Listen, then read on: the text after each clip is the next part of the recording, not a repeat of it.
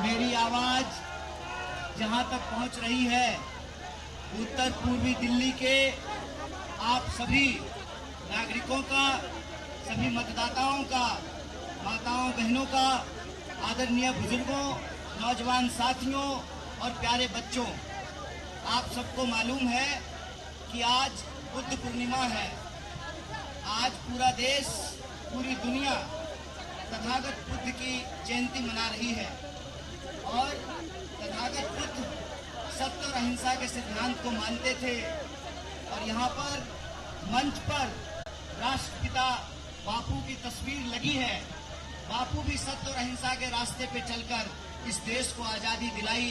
तो इस मंच से हम सत्य और अहिंसा के सिद्धांत को, उस रास्ते पर चलने के संकल्प को दोहराते हैं। और आप सब लोग, उत्तर पूर्वी दिल्ली की जनता ने जिस तरीके से प्यार दिया है, माओं ने अपने आंचल से पसीना पोंछा, बुजुर्गों ने सर ठोककर आशीर्वाद दिया, नौजवान साथियों ने हाथ मिलाकर कहा कि भैया इस बार हम लोग दिल्ली बदलेंगे। तो मैं आप तमाम लोग जो बदलाव का संकल्प लिए हैं, आपका हार्दिक अभिनंदन करता हूं, आपका इस्तकबाल करता हूं और आप सबको दिल की गहराइयों से आभार व्यक्त करता हूं, आपको धन्यवाद कहता हूं। और बिना किसी देरी के यहाँ जो सम्मानित मंच है, मंच पर उपस्थित हमारी पार्टी के पूर्व अध्यक्ष श्री राहुल गांधी जी, हमारे पार्टी के महासचिव केसी वेणुगोपाल जी और एआईसीसी की तरफ से ऑब्जर्वर लगाए गए पूर्व मंत्री, पूर्व सांसद और जनरल सेक्रेटरी बड़े भाई सचिन पायलट जी, दिल्ली प्रदेश कांग्रेस कमेटी के अध्यक्ष देवेंद्र यादव जी, पूर्व अध्यक्ष अनिल चौधरी जी, हमारे बुजुर्ग और आदरणीय नेता चोपड़ा जी और दूसरी जगहों से भी मौजूदा विधायक भाई जिग्नेश मेवानी, हमारे क्रांतिकारी दोस्त हैं। ये बहुत अच्छा संयोग है कि आज बुद्ध पूर्णिमा है, हम दोनों भाई चलेंगे बुद्ध विहार में भगवान बुद्ध की जयंती मनाने के लिए। मंच पर उपस्थित केरल से हमारे सांसद आईपी हेडेन जी और आम आदमी पार्टी के हमारे एमएलए राजेंद्र पाल गौतम जी, आम आदमी पार्टी के हमारे दोनों पार्षद, पूर्व विधायक और तमाम जो लोग यहाँ मौजूद हैं, हमारे कई पूर्व विधायक, पूर्व मंत्री मंच पर उपस्थित हैं। मैं आप सबको, सम्मानित मंच को इकट्ठे प्रणाम करता हूँ, आप सबको नमस्कार करता हूँ। मैं आप सबका नाम बारी बारी से नहीं ले रहा हूँ, लेकिन 10 दिन के चुनाव में न सिर्फ मुझे आपका नाम याद हो गया है, आपका काम भी याद हो गया है, आपका जज्बा भी याद हो गया है। आप सबको मैं नमस्कार करता हूँ, आपको आभार व्यक्त करता हूँ। और बिना किसी देरी के मैं आपसे सिर्फ 3 बात कहना चाहता हूँ। पहली बात कि इसमें कोई शक संदेह नहीं है कि इस देश को बचाने के लिए, संविधान की रक्षा करने के लिए, हमारे देश की जो लोकतांत्रिक परंपरा है उसको बचाने के लिए कांग्रेस पार्टी ने और तमाम पार्टियों ने मिलकर के इंडिया अलायंस बनाया है। दिल्ली में कांग्रेस पार्टी की ओर से, आम आदमी पार्टी की ओर से और इंडिया अलायंस की ओर से मैं उत्तर पूर्वी दिल्ली का प्रत्याशी हूं। इस संबंध में मैं आप सबसे एक बात कहना चाहता हूं।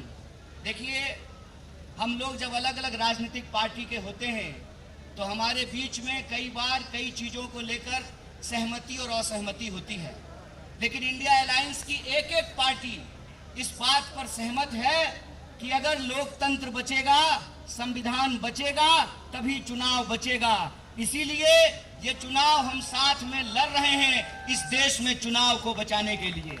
ये चुनाव हम साथ में लड़ रहे हैं इस देश के संविधान की रक्षा करने के लिए।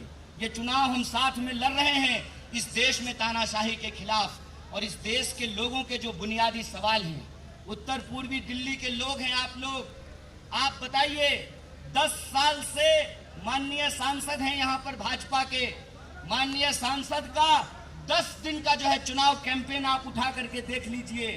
वो मुझे गाली देते हैं, हमारी पार्टी को गाली देते हैं, हमारे अलायंस पार्टनर आम आदमी पार्टी को गाली देते हैं, उनके नेता केजरीवाल को गाली देते हैं, लेकिन 10 साल में वो कोई 10 काम बताने को तैयार नहीं है जिन्होंने उत्तर पूर्वी दिल्ली की जनता के लिए किया हो। इसीलिए आप सबसे मैं आग्रह करने के लिए आया हूं कि ये लड़ाई काम करने वाले और बदनाम करने वाले के बीच में है। हमने इस क्षेत्र में काम किया है और हम इस क्षेत्र में काम करेंगे। उन्होंने इस क्षेत्र को बदनाम किया है और इस क्षेत्र को वो बदनाम करेंगे। इसका एक उदाहरण मैं आपको देना चाहता हूं। अभी तो मैं कुछ बना भी नहीं हूं, अभी तो मुझे कांग्रेस पार्टी और इंडिया अलायंस ने सिर्फ कैंडिडेट बनाया है उत्तर पूर्वी दिल्ली का। लेकिन आप असर देखिए आपकी मोहब्बत का, आपके आशीर्वाद का, आपके हौसले का और आपके समर्थन का, कि 10 दिन के मेरे चुनावी कैंपेन का नतीजा ये है कि आदरणीय प्रधानमंत्री जी 2 बार के प्रधानमंत्री हैं, 10 साल से दिल्ली रहते हैं और यमुना पार करने में उनको 10 साल लगा है। मैं आप सबसे कहना चाहता हूं कि आप इंडिया अलायंस को सपोर्ट कीजिए। अभी तो हम प्रधानमंत्री को यमुना पार लेकर के आए हैं, पूरी की पूरी सरकार को यमुना पार लेकर के आएंगे, ये हमारा आपसे वादा है। और जिस तरीके से वो अपमानित करते हैं यमुना पार रहने वाले लोगों को, मैं तो कहता हूं मेरा नाम कन्हैया है, गंगा किनारे में पैदा हुआ और यमुना किनारे रहने वाले आप तमाम मतदाताओं ने जिस तरीके से मुझे गले लगाया है, जिस तरीके से आपने आशीर्वाद दिया है, हमको पूरा भरोसा है कि यमुना के किनारे रहने वाले लोगों को जो भाजपा अपमानित कर रही है। आपको मालूम है जय शाह के पिताजी ने अभी कहा कि इंडिया अलायंस के जो वोटर हैं वो पाकिस्तानी हैं। तो मैं पूछना चाहता हूं कि दिल्ली में 25 साल 15 साल कांग्रेस पार्टी की सरकार रही, 10 साल आम आदमी पार्टी की सरकार है और यह सरकार हमने ईवीएम की चोरी करके नहीं, आपके समर्थन से बनाई है कि नहीं बनाई है? आपके समर्थन से बनाया था ना। 2009 में जेपी अग्रवाल जी यहां से सांसद थे, 100 में से 65% वोट लोगों ने उनको दिया है। वो क्या कहना चाहते हैं कि इस क्षेत्र में रहने वाले जो बहुसंख्यक लोग हैं, जो सभी धर्म सभी जाति के हैं, ये उनको अपमानित कर रहे हैं। इसीलिए मैं आपको कहना चाहता हूं इस बार का चुनाव अपने अपमान का बदला लेने का चुनाव है। और आपको अपमानित किया गया है। 7 सांसद होते हैं दिल्ली में, 6 पर बीजेपी ने कैंडिडेट बदल दिया, लेकिन 7वें पे कैंडिडेट क्यों नहीं बदला?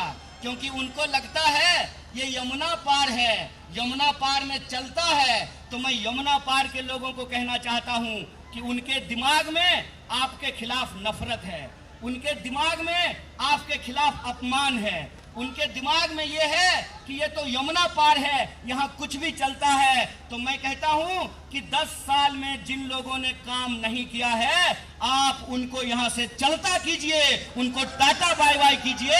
ये वो वक्त आ गया है। और हम आपसे वोट मांग रहे हैं बीजेपी को गालियां देकर नहीं, क्योंकि हमारी समझदारी ये है कि भाजपा मुझे गाली देती है, इससे आपका नाली बनने वाला नहीं है। बोलिए, मुझे गाली देने से नाली बनेगा? जाम की समस्या समाप्त होगी, अस्पताल बनेगा, स्कूल बनेगी, सड़कें बनेगी, रोजगार मिलेगा, महंगाई कम होगी। गाली देने से काम नहीं होता है। काम करने के लिए सोच होना चाहिए, विजन होना चाहिए। और आप तमाम लोगों के समर्थन से हमने उत्तर पूर्वी दिल्ली के लिए न्याय पत्र तैयार किया है। आपको न्याय पत्र मिला है ना? आपके क्षेत्र की समस्याएं उसमें हैं। आप अगर समर्थन करेंगे तो इंडिया अलायंस के तमाम लोग यहाँ मौजूद हैं, कांग्रेस पार्टी यहाँ मौजूद है। कांग्रेस पार्टी ने वादा किया है कि हम महिलाओं के लिए न्याय करेंगे, युवाओं के लिए न्याय करेंगे, किसानों के लिए न्याय करेंगे, श्रमिकों के लिए न्याय करेंगे और भागीदारी का न्याय लेकर के आएंगे। इसीलिए हम तमाम अपनी माताओं बहनों से कहते हैं, माताएं बहनें, कांग्रेस पार्टी महालक्ष्मी योजना लेकर के आ रही है। गरीब महिलाओं को, उनके परिवार के एक सदस्य को महिला के खाते में 8,500 रुपया हम लेकर के आएंगे। इसीलिए आप सबसे कहते हैं कि जिस तरीके से आपने प्यार किया है, जिस तरीके से आपने गला लगाया है, जिस तरीके से बीजेपी के झूठ को आपने पर्दाफाश किया है, जिस तरीके से सांसद को पकड़ पकड़ करके बोला है कि कन्हैया को गाली देना बंद करो, ये बताओ कि हमारा नाली क्यों नहीं बन रहा है, हमारी सड़क क्यों नहीं बन रही है। ये आपके आशीर्वाद का असर है कि अब जो है वो काम की बात करने लग रहे हैं और हाथ जोड़ करके आपसे 4 महीना मांग रहे हैं। मैं कहता हूं कि आपने 10 दिन में जो प्यार दिया है उस प्यार को बनाए रखिए। हम जानते हैं कि गर्मी बहुत है, बहुत ज्यादा गर्मी है और इस गर्मी में भी इतनी भरी तादाद में आप यहाँ आए हैं। आपसे मैं आग्रह करता हूं कि आने वाली 25 तारीख को एक दिन की गर्मी बर्दाश्त करनी है ताकि महंगाई हमको झेलना ना पड़े। एक दिन की गर्मी बर्दाश्त करनी है ताकि हमको बेकारी ना झेलना पड़े। एक दिन की गर्मी बर्दाश्त करनी है ताकि इस क्षेत्र में जो प्रगति रुकी हुई है उसको हमको बर्दाश्त नहीं करना पड़े। बोलिए, करेंगे कि नहीं करेंगे? 25 तारीख को घरों से निकलेंगे और इस बार बदलाव के लिए मतदान करेंगे तो न्याय के लिए लड़ेगी दिल्ली और हमको पूरा भरोसा है जीतेगी दिल्ली। इन्हीं शब्दों के साथ आप तमाम लोगों का शुक्रिया अदा करते हुए, धन्यवाद कहते हुए अपनी बात को खत्म करता हूं। और हमारे साथ आवाज लगाइए, आवाज दो, आवाज दो, लड़ेंगे। जय हिंद, जय हिंद, जय भीम, जय भारत। दोस्तों,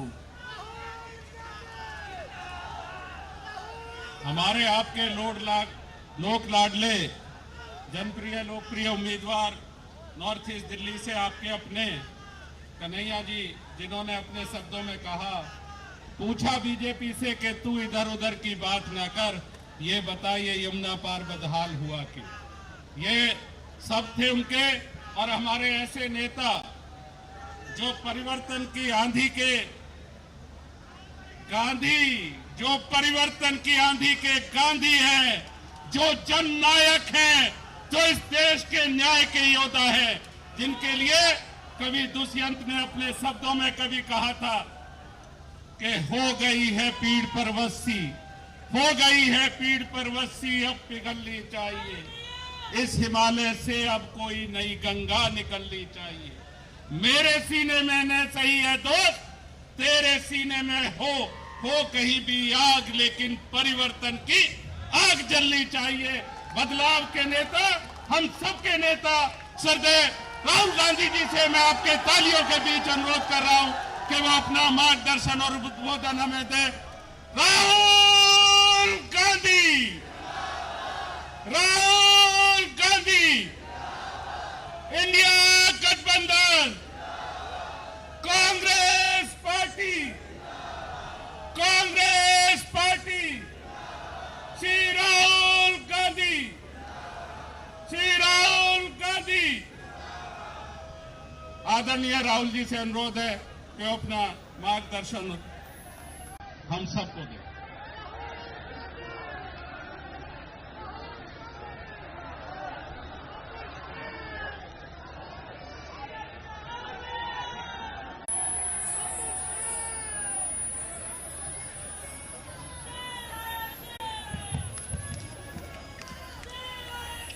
केसी वेणुगोपाल जी, दीपक बाबरिया जी, सचिन पायलट जी, देवेंद्र यादव जी, सुभाष चोपड़ा जी, अनिल चौधरी जी, रजिंदर पाल गौतम जी, वरुण चौधरी जी, हमारे कैंडिडेट कन्हैया कुमार जी स्टेज पे,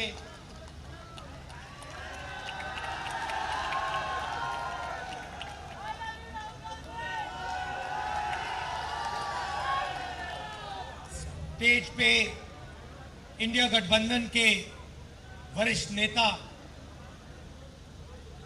गठबंधन के प्यारे कार्यकर्ता, बब्बर शेर, भाई और बहनों, प्रेस के हमारे मित्रों, आप सबका यहां बहुत बहुत स्वागत, नमस्कार। कैसे हैं आप? इतनी गर्मी में आए, इतनी गर्मी में आए, दिल से धन्यवाद करता हूं आपका।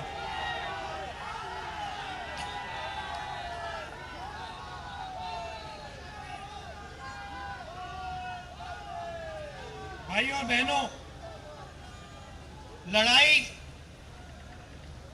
इस चुनाव में ये कॉन्स्टिट्यूशन की है, संविधान की है।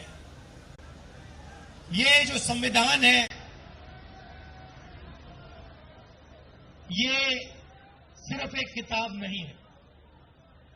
इसमें हिंदुस्तान की हजारों साल पुरानी एक विचारधारा, एक सोच है। अंबेडकर जी ने इस कॉन्स्टिट्यूशन को बनाया, गांधी जी ने बनाया, जवाहरलाल नेहरू जी और हिंदुस्तान के करोड़ों लोगों ने मिलकर इस कॉन्स्टिट्यूशन को, संविधान को बनाया, मगर इसमें सोच पुरानी है। सोच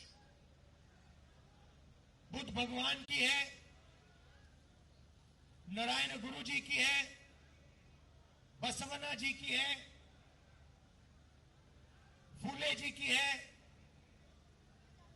गांधी जी, अंबेडकर जी, इन सब की सोच से यह कॉन्स्टिट्यूशन बना है। और पहली बार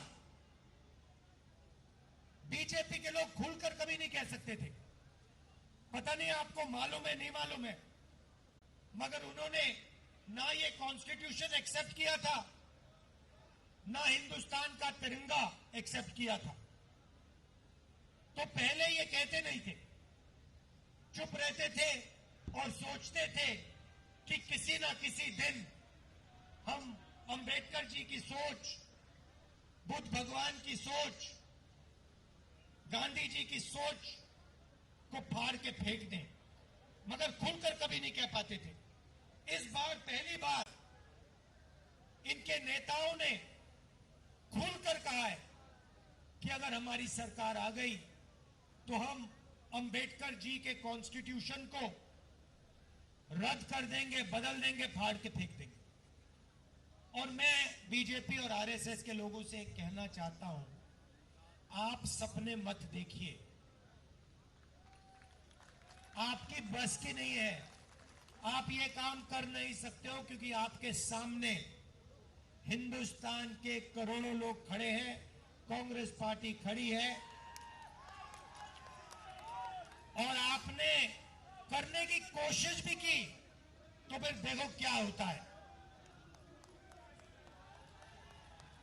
भाई और बहनों, संविधान से रिजर्वेशन निकलता है, संविधान से चुनाव होते हैं, लोकतंत्र निकलता है, पब्लिक सेक्टर आता है, हरी क्रांति होती है, सफेद क्रांति होती है, टेलीकॉम रेवोल्यूशन होता है, मनरेगा, जो भी आपको मिला है वो इस कॉन्स्टिट्यूशन ने आपको दिया है।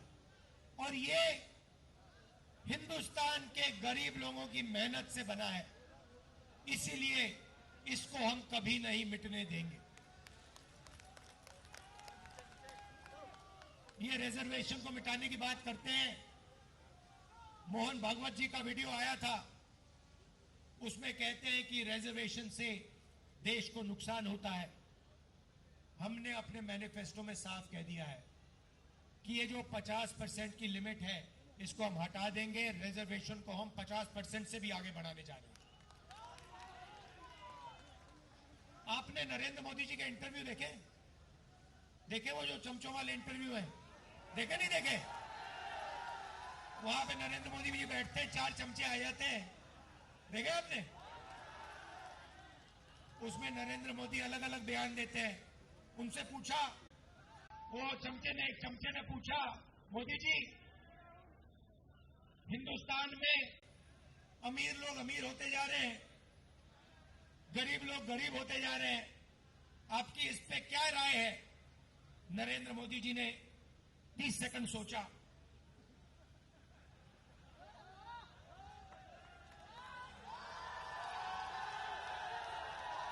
फिर कहते हैं, क्या मैं सबको गरीब कर दूं? अच्छा देखो, कन्हैया है यहां पे। अब कभी कभी मेरे से मिलने आता है, बातचीत होती है, कभी कभी इंटरनेशनल रिलेशंस पे बात हो जाती है, कभी गरीबी पे बात हो जाती है। कन्हैया में अलग अलग लेवल की समझ है, यमुना पार की समझ है, किसानों की समझ है, और इंटरनेशनल लेवल की भी समझ है।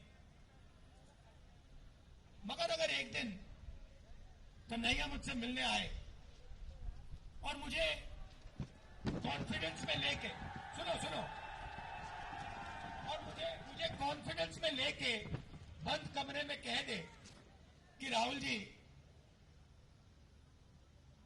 मैं बायोलॉजिकल नहीं हूं, मुझे परमात्मा ने भेजा है। तो मैं कन्हैया से कहूंगा, हाथ जोड़ के कहूंगा, कन्हैया ये बात तू बाहर मत कह दियो, गलती से भी ये बात बाहर मत कह दियो। मगर देश के प्रधानमंत्री चमचों के सामने इंटरव्यू में खुल के कहते हैं मैं बायोलॉजिकल नहीं हूं, मैं बायोलॉजिकल नहीं हूं। जैसे आप सब हिंदुस्तान के की जनता, सारे जीव जो बायोलॉजिकल हैं, उनको नरेंद्र मोदी जी कहते हैं कि भैया आप सब बायोलॉजिकल हो, मैं बायोलॉजिकल नहीं हूं। मुझे परमात्मा ने ऊपर से भेजा है, मिशन के लिए भेजा है। अब अगर भैया सड़क पे आपको ये कोई कह दे तो आप उसे क्या कहोगे? क्या कहोगे? उसे कहोगे भैया माफ करो, काम अपना करो, हमें अपना काम करने दो। और उनके चमचे क्या कहते हैं? वाह वाह वाह वाह वाह, क्या बात बोली, परमात्मा ने भेजा है, प्रधानमंत्री को परमात्मा ने भेजा। भैया कैसा भेजा है? कोविड के समय कहता है थाली बजा दो, परमात्मा ने भेजा। और कोविड के समय कहते हैं लाशों की ढेर पड़ी है गंगा में, यहां पे यमुना पार हजारों लोग अस्पतालों के सामने, अंदर नहीं सामने लेटकर आखिरी सांस तोड़ रहे हैं। और प्रधानमंत्री आते हैं, कहते हैं भाई और बहनों,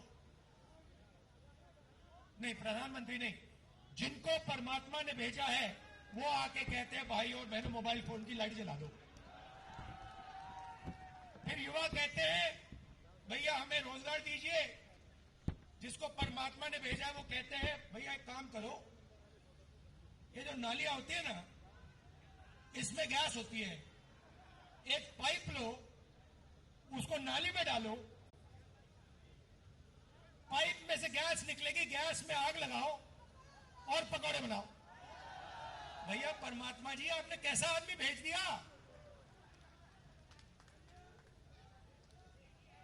अच्छा ये जो आए हैं ऊपर से, जो परमात्मा ने भेजा है, अजीब सी बात यह है कि ये सिर्फ 22 लोगों के लिए काम करते हैं। अदानी जी के लिए, अंबानी जी के लिए, वो जो भी चाहते हैं 2 मिनट में मोदी जी कर देते हैं। रेलवे चाहिए ले लो, पोर्ट चाहिए ले लो, इंफ्रास्ट्रक्चर ले लो, अग्निवीर स्कीम चाहिए, चलो अग्निवीर स्कीम दे देते हैं, जो भी इनको चाहिए दे देते हैं। और गरीब जनता 24 घंटा हाथ जोड़ के कर्जा माफी मांगे, सड़क मांगे, अस्पताल मांगे, शिक्षा मांगे, नरेंद्र मोदी बस देखते रहते हैं। अजीब सी बात है, 16 लाख करोड़ रुपया अरबपतियों का माफ किया है। 16 लाख करोड़ रुपया आम आदमी समझता ही नहीं है कितना है। जितना पैसा मनरेगा में हमने